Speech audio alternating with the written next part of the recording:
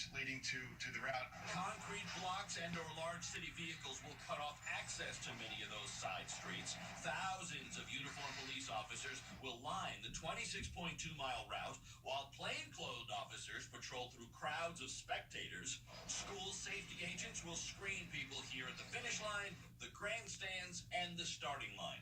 We are going to have dozens of our canines working that day.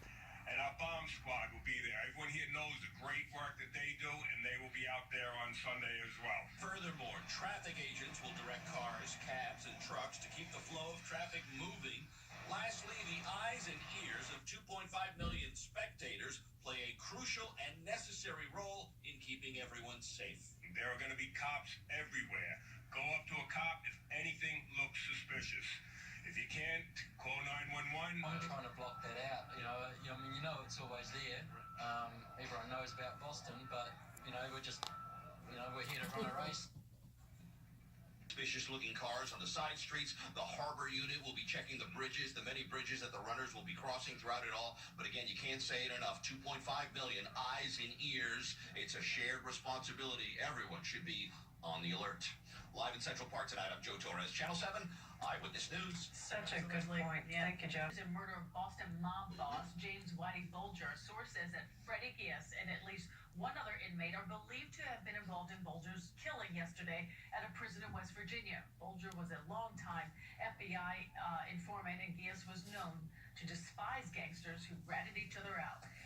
Nearly 4.5 decades later, we are learning that a federal grand jury was prepared to indict Richard Nixon on 4 criminal counts related to the Watergate scandal. The charges included bribery, conspiracy, obstruction of justice, and obstruction of a criminal investigation. The charges were never formally brought because Nixon resigned and was later pardoned by President Ford. To an EF1, winds up to 90 miles per hour touching down on Fisher Island, ripping trees from their roots. Wow. The North Fork, this weekend's nor'easter caused major damage to Orient Beach State Park, wiping out a road. Long Island reporter Kristen Thorne went to see the damage firsthand.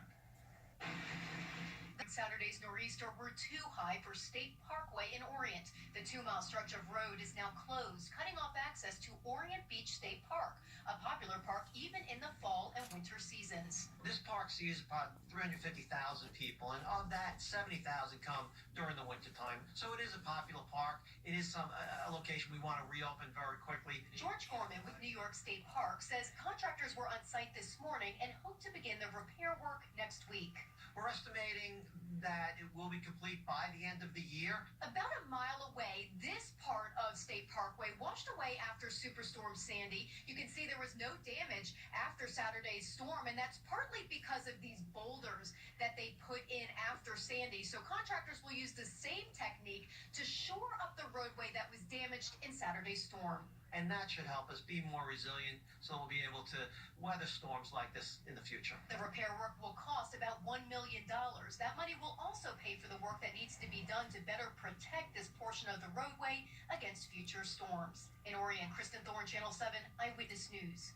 They seem to come in waves, and I think it's because I ran out of 100 grand bars, but I've restocked and we're ready to go. Oh, you're ready. Okay. 100 grand So the bars kids and should be Reese's coming. peanut butter cups if you want to come over. Save one for us. We'll see what happens. Or 2. Or 3. Will do, yeah. Now, this is such a fun neighborhood. A lot of folks are headed up to 69th Street, which is very famous in the city for great decorations and trick-or-treating, and a big part of it goes deep into the night. So we're in the evening, which again is sort of In the neighborhood, all right. After all, it is Halloween here at the Drexel Avenue School in Westbury. And some very interesting visitors have suddenly dropped in. Her work as a cop, she goes from here to her role as class parent at her kid's school. All of them police officers who bought these costumes themselves and are here to help reinforce some important Halloween safety tips from the police commissioner. Do you wear nice, bright, colored clothes when you're walking around? Do you get into anybody's car if they say they have candy for you? Advantage when they see vulnerable children. So we got to make sure that children don't put themselves in that position. And to that end, the Nassau County Police Department has extra staffing this evening. If you ask the kids, you can see the message is loud and clear. What will they do? Make my parents check my candy. I want to be with my family holding her hand so I can